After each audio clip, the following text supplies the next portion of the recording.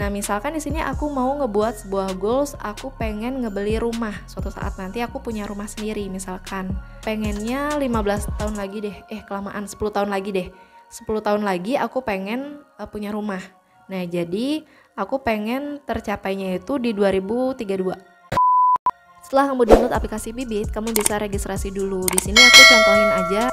Jadi aku kliknya yang registrasi. Kalau kita ada punya, baru kita kliknya yang login tadi. Nah, di sini teman-teman bisa masukin nomor HP kalian, nomor HP yang pastinya bakal kalian pakai terus ya. Jangan suka ganti-ganti nomor, itu nanti rada ribet ngurusnya. Apalagi kita kan berhubungan dengan dana, dengan uang kan, di dalamnya ada uangnya. Jadi sini aku masukin nomor HP aku. Nah, untuk kode referralnya teman-teman bisa masukin kode Super Cashback 25 untuk ngedapetin cashback 25.000. Jadi nanti kita bakal dapet cashback sejumlah 25.000. Huruf kecil semua, Super Cashback 25. Di sini kamu tunggu kode verifikasinya yang bakal dikirim ke nomor telepon yang udah kita daftarin tadi. Nah, ketahui profil resiko kamu. Robo-advisor akan memberikan rekomendasi sesuai dengan data diri dan toleransi resiko kamu.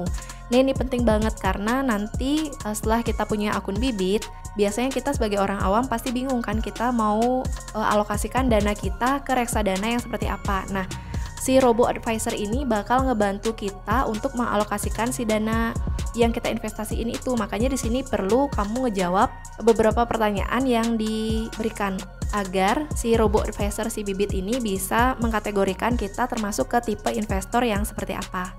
Kita klik aja mulai.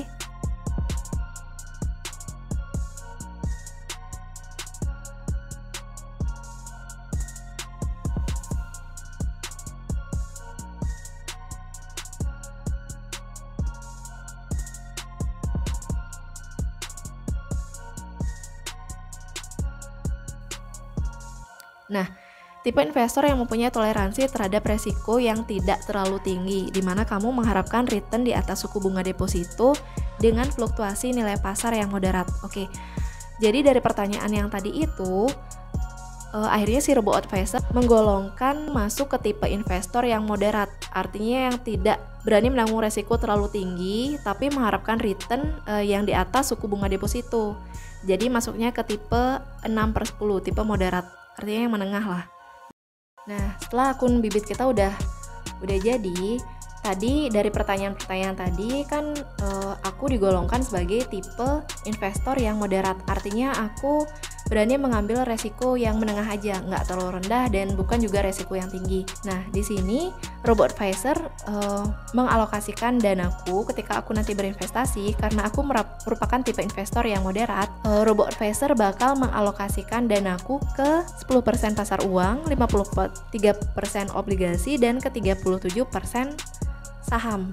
Nah, apa sih perbedaan dari pasar uang, obligasi, dan saham? Nah, kalau reksadana pasar uang itu merupakan reksadana yang biasanya tingkat resikonya paling rendah, makanya dia kenapa dibilang paling aman. Nah, pasar uang yang biasanya kita tahu yang paling sering kita dengar itu kan deposito.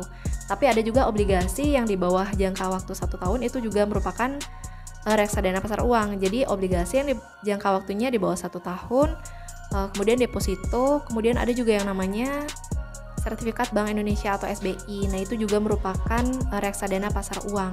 Nah, jadi kalau kita merupakan tipe investor yang konservatif atau yang memiliki profil resiko yang rendah, biasanya lebih aman kita untuk berinvestasi di pasar uang aja, karena kita nggak berani mengambil resiko yang tinggi, makanya lebih aman untuk investasinya di pasar uang. Tapi karena dia merupakan reksadana yang paling aman, otomatis returnnya juga tidak setinggi return yang diberikan oleh obligasi dan saham. Returnnya juga return rendah, tapi resikonya juga resiko rendah. Nah, kalau untuk obligasi atau biasa disebut dengan reksadana pendapatan tetap, itu memiliki tingkat resiko yang lebih tinggi dari pasar uang. Nah, kalau pada pada reksadana obligasi ini, dana yang kita investasikan itu bakal ditempatkan pada surat hutang, seperti contohnya misalkan surat hutang negara. Nah, kalau untuk reksadana saham itu reksadana dengan tingkat resiko yang paling tinggi, karena sebagian besar dana kita itu bakal dialokasikan investasinya pada efek saham. Jadi biasanya dana investasi itu akan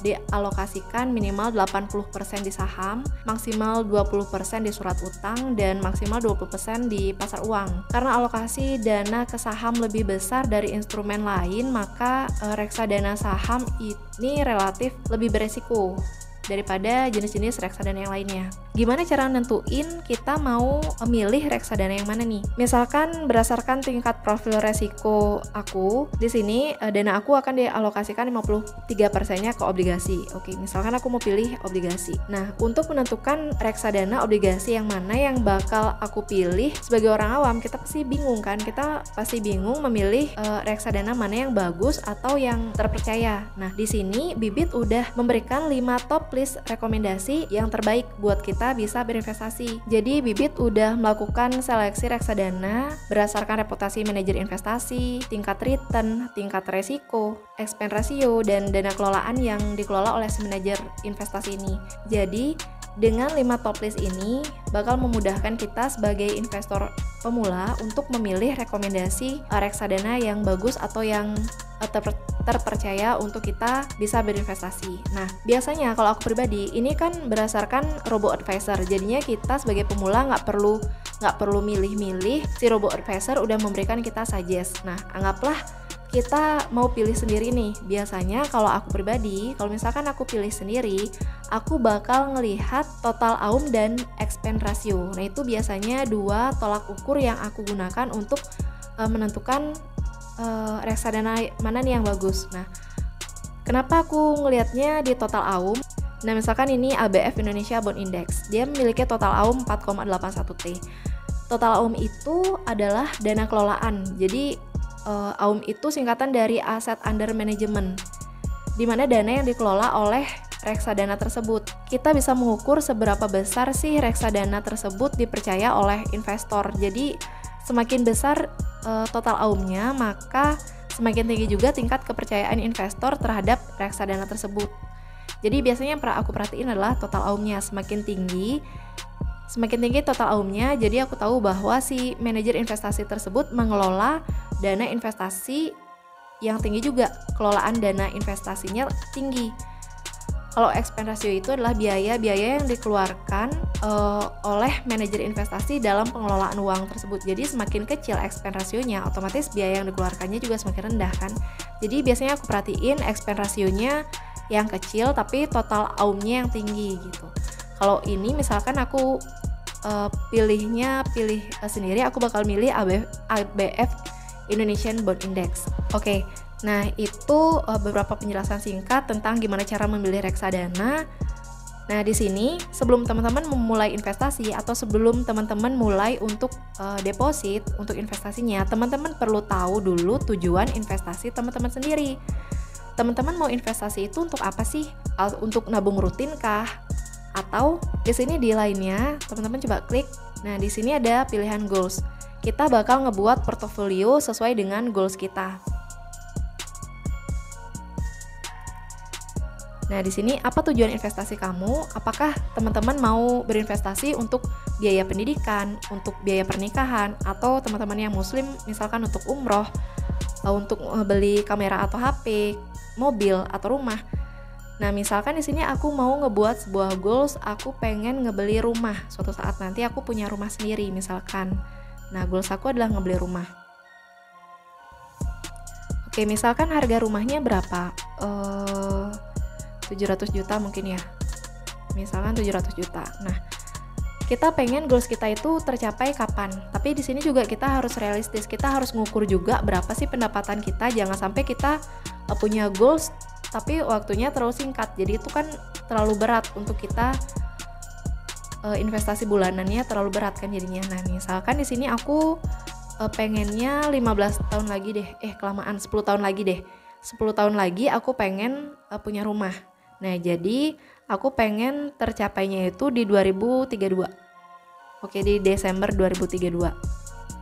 pilihan investasi kita mengikuti rekomendasi Robo atau pilih reksadana sendiri. Aku mau ikutin rekomendasi Robot aja deh. Nah, di sini tadi profil resiko aku moderat 6. Nah, jadi aku pengennya profil resikoku yang menengah aja deh, yang nggak terlalu resiko tinggi, nggak juga resiko rendah. Jadi danaku bakal dialokasikan ke 10% pasar uang, 53% obligasi, ke 37% saham. Nah, dengan goals aku yang tadi 700 juta untuk membeli rumah di tahun 2032, nah si Robo Advisor memberikan aku menyarankan aku nabung rutin per bulannya itu 3.100.000. Nah, sekali lagi ini sesuaikan dengan kemampuan ya. Kalau misalkan ini menurut kita terlalu tinggi, ya udah kita di jangka waktu yang tadi itu kita lamain lagi 15 tahun mungkin. Pokoknya intinya jangan maksain, teman-teman jangan maksain antara pendapatan kalian dan si nabung rutin ini, oke? Nah, misalkan aku menyanggupi nabung rutin setiap bulannya 3.100.000. Nah, kita mulai investasi di sini. Oke, di sini mau investasi berapa hari ini? Ini karena saldonya kan masih 0 banget. Nah, di sini aku mau invest dulu. Untuk pertama kali 5 juta dulu deh. Oke, beli sekarang. Nah, dari total investasi nanti kita tinggal payment ya. Dari misalkan total investasi yang 5 juta itu, Robo Advisor bakal mengalokasikan danaku 500.000 ke Manulife Dana Kas, 2.650.000 ke Schroder Dana Mantap Plus, 1.850 ke BNI AM Index. Di sini untuk nabung rutin pembelian ini kita bakal nabung rutin atau kalau nabung rutin ini nanti bakal otomatis auto payment atau auto debit dari Bank Jago atau dari GoPay. Oke, aku matiin aja matiin tombol nabung rutinnya. Jadi aku bakal invest ketika aku punya dana, tapi aku tetap bakal mentargetkan setiap bulannya aku bakal nabung rutin. Oke, saya menyetujui pembelian reksadana di halaman ini. Setelah itu teman-teman tinggal bayar sekarang. Tapi sekali lagi aku mau disclaimer, apa yang aku sharingkan di sini nggak bermaksud untuk teman-teman meniru. Jadi teman-teman sesuaikan dengan kemampuan teman-teman sendiri, dan teman-teman juga perlu menyesuaikan profil resiko teman-teman sendiri. Jangan ikut-ikutan, sekali lagi jangan ikut-ikutan. Oke, di sini ada pilihan metode pembayarannya. Kalau aku pakai transfer bank aja, aku pakai BCA. Oke, aku bakal transfer dulu. Oke, aku baru aja tadi transfer dan nggak nyampe 2 menit dia udah masuk. Ini nilai portofolio aku udah 5 juta.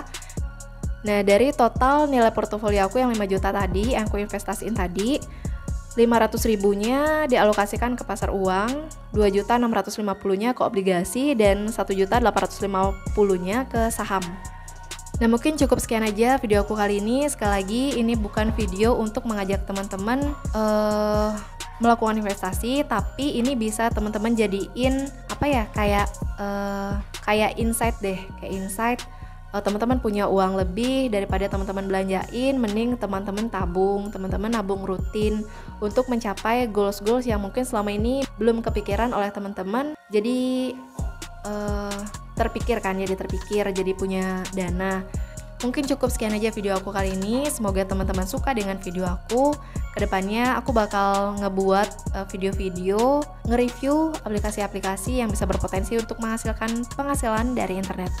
Oke, sekian aja video aku. Kalau kalian suka, bisa bantu dukungannya dengan cara subscribe, like, dan komen. Kalau kalian nggak suka, silahkan skip tanpa meninggalkan komentar negatif. See you in the next video. Bye-bye.